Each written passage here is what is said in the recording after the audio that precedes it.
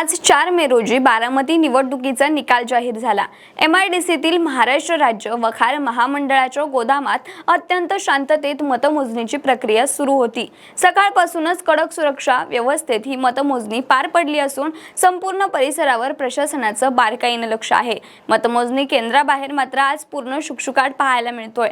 एरवी अजितदादांच्या मताधिक्यांचा अंदाज घेण्यासाठी आणि निकालाची उत्सुकता पाहण्यासाठी कार्यकर्ते व पदाधिकारी मोठ्या संख्येने उपस्थित असायचे।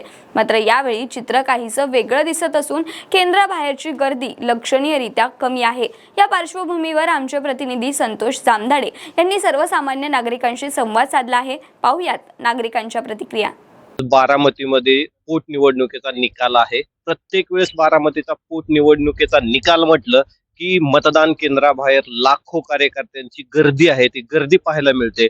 परंतु आज या ठिकाणी वेगळं वातावरण दिसते। आपण आजूबाजूचा परिसर बघितला तर या परिसरामध्ये पूर्णपणे शुकशुकाट आहे। कुठलेही कार्यकर्ते, सर्वसामान्य जनता या ठिकाणी मताधिक्य पाहायला आलेली दिसत नाहीत। आज आपण बघतोय की या वकार महामंडळात मतदानाचा जो निकाल आहे तो निकाल तयार होतो आहे। या ठिकाणी मतमोजणीची प्रक्रिया आहे, ही मतमोजणीची प्रक्रिया या ठिकाणी सुरू आहे आणि या मतदान केंद्राच्या बाहेर काही कार्यकर्ते आहेत, अजितदादा प्रेमी आहेत। आपण त्यांच्याशी चर्चा करणार आहोत।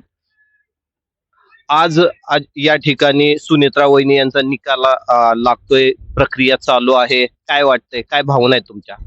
आज खऱ्या अर्थानं निकाल लागतोय। निकाल पाहिला तर अत्यंत चांगल्या पद्धतीचा लागेल। जवळजवळ विरोधकांना 1% पण मतदान पडणार नाही।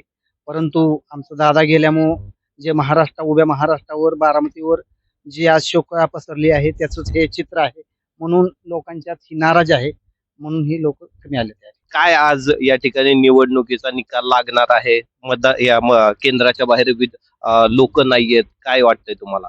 लोक नाहीत म्हणजे लोकांना माहिती आहे गॅरंटेड आपलं देशातलं रेकॉर्ड वहिनी साहेब तोडणार आहेत। त्याच्यामुळं लोकांची गर्दी नाही, त्यांना हमखास माहिती आपण बटन कुठलं दाबलंय। फक्त चुकून जे काय वयस्कर लोकांनी इकडं तिकडं बटन दाबलेलं आहे किंवा दुसऱ्या लाईन मध्ये जर समजा आम्ही लोकांना सांगितलं 1 नंबरचं बटन आहे तर तिथं 1 नंबरला बटन जर त्या विरोधकाचं पडलं असेल तर तेवढंच फक्त त्या मशीनमध्ये माणसाला मतदानच्या हाती कोणी व्यक्ती पण मला माहित नाही तो 1 नंबरला कोणाचा दुसऱ्या मशीनमध्ये पण त्याला पडलं तर तेवढं जास्त मतदान पडलं नाही तर बाकी दुसऱ्या उमेदवारांतर डिपॉझिट तर 100% जप्त होणार, त्याचा विषयच नाही। पण 100-150च्या पुढे कोण उमेदवार बाकीचा जाणार नाही। बारामतीकर नेहमीप्रमाणे विजयाचा जल्लोष साजरा करणार आहेत का? नाही, जल्लोष कोण साजरा करणार नाही, कारण दुखवटा झालेला आहे। म्हणजे घरातला व्यक्ती जसा जातो गेल्यानंतर पूर्ण घरावरती दुखवटा, तर वर्षभर कोण काय नवीन कुठल्या गोष्टी करत नाही किंवा जल्लोष सण साजरा करत नाहीत। त्याच पद्धतीने दादा म्हणजे बारामतीतले आपले एक विकास पुरुष होते आणि आपले बारामतीचे म्हणजे प्रथम नागरिक होते आणि कुटुंब प्रमुख होते। त्याच्यामुळं बारामतीकर आता जल्लोष तर काय साजरा करणार नाही। अजून काही या ठिकाणी कार्यकर्ते काय सांगाल? आज निवडणुकीचा निकाल लागणार आहे, किती मताधिक्याने सुनेत्रा पवार निवडून येतील? 2,20,000च्या पुढेच जायला लागतात।